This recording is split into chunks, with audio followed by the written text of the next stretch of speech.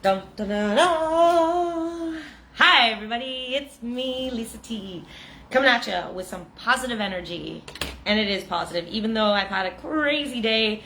I've done more in the last month of my life than I swear, or the last couple of months I've done more than I have in the last 10 years of my life.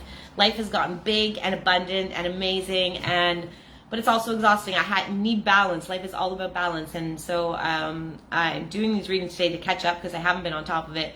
And the beautiful thing is, even though I've been a little bit off balance and haven't done all of my self-care, like I haven't been keeping up with my readings and my exercise and my meditation and all these things that keep my cup full, I am still in this moment, because I'm in the work right now, coming at you with some true positive energy. It's me, Lisa T. Positive energy reading The Language of Letting Go by Melody Beattie. So we are reading August 16th, Rescuing Ourselves. You are the only one that can take care of you. You are the only one that can reach for help. You are the only one that can honor yourself and your experience. We can reach to our friends, family, support systems to help us through everything, but it's up to us. It's our responsibility. We are responsible for ourselves. So rescuing ourselves. No one likes a martyr. I used to be a martyr. Everything was okay. I had no boundaries. I was full of people pleasing. I was emotionally dependent on people, places, and things. So I depended on the world, people, places, and things to validate me, to let me know if I was okay, to let me know how I should feel in this moment. I never honored what was actually true, my truth for me. So I was acting like a martyr. And no one likes a martyr. How do we feel around martyrs? Guilty, angry, trapped, negative, and anxious to get away. Ooh, don't want to be that anymore. Thank God I've learned and recovered from that. So somehow, many of us have developed the belief that depriving ourselves, that's what it's about too, depriving yourself in the name of higher good. Depriving yourself, we cannot deprive. If you deprive yourself, your cup is going to be empty and you're going to be no good to the world anyways. I learned that a long time ago. I got to take care of me so I can do what I love to do, which is help others and take care of other people with boundaries. But we got to take care of ourselves first. So somehow many of us have developed the belief that depriving ourselves and not taking care of ourselves, being a victim and suffering needlessly will get us what we want. No, because then you're expecting the world to give you what you need and want, and you've got to do that for yourself. It is our job to notice our abilities, our strengths, and take care of ourselves by developing and acting on them. It is our job, your job, my job, to notice our pain and weariness and appropriately take care of ourselves.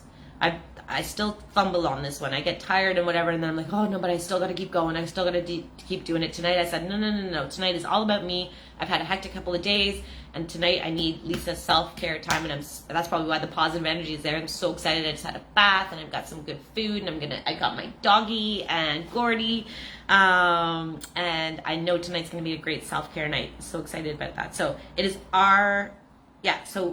it is our job to notice our pain and weariness and appropriately take care of ourselves. It is our job to notice our deprivation too, and begin to take steps to give ourselves abundance. So if you're being deprived, I still do this often, not often, once in a while. I still live in this poverty mindset. I'll get to a point where there's like no groceries, and I forget that I can go take care of myself and buy food. Like I get stuck in a deprived mindset sometimes. But I can pick myself out of it these days because of recovery. So it is our job to notice our deprivation too, and begin to take steps to give ourselves abundance. Life is abundant, but you have to take it. You have to reach for it. You have to keep yourself well enough so that you can access it. It begins inside of us. Everything begins in here. Let it begin with me. That's a beautiful saying in Al-Anon, another 12-step program. Let it begin with me. I love it. It is our job to notice our deprivation too and begin to take steps to give ourselves abundance. It begins inside of us by changing what we believe we deserve. It's your belief system and subconscious stuff. The subconscious stuff is the stuff you're not aware of. That's why you got to do the work so you can get down to what's below these reactions you have to life, these responses even that you have to life, like what's below it, or when you have a feeling, like what's below it. 99.9% of the time, what you're experiencing and feeling, if it's an uncomfortable or disturbing emotion, It's not actually about what's happening in this moment. It's attached to something in the past that you haven't dealt with. So, and that is can lead to the reason I'm saying that is because that is the subconscious stuff. What's going on underneath it? What's going on underneath it? We got to dig deep. So, and that gets into changing what you believe you deserve. What do you truly believe you deserve? You got to dig for that. So by giving up our deprivation and treating ourselves the way we deserve to be treated. So it begins inside of us by changing what we believe we deserve, and by giving up our deprivation and treating ourselves the way we deserve to be treated. Treat yourself the way you deserve to be treated. Don't expect others to do that. Treat yourself that way, and everything else will follow suit. We teach others how to treat us. And so it starts by, so if you show the world this is how I treat me, the world will respond that way. Life is hard. I want to ad-lib sometimes. I don't believe life is hard anymore. Life is freaking awesome. Life is hard, but we don't have to make it more difficult by neglecting ourselves. There's hard times. I'll agree with that. There are hard times. There's no glory in suffering. All that's in suffering is suffering. It says there's no glory in suffering, only suffering. That's all that's in suffering. Suffering is suffering.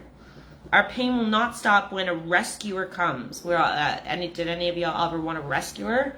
I remember back way long ago wanting someone to rescue me, and never worked. I had to rescue myself. Our pain will not stop when a rescuer comes, but our pain will stop when we take responsibility for ourselves and stop our own pain. As the title said, rescue yourself. Here's your prayer for today. Today, I will be my own rescuer.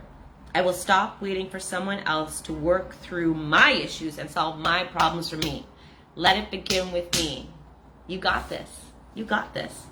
Take care of yourself and let the rest go. Thanks for watching. Love you all.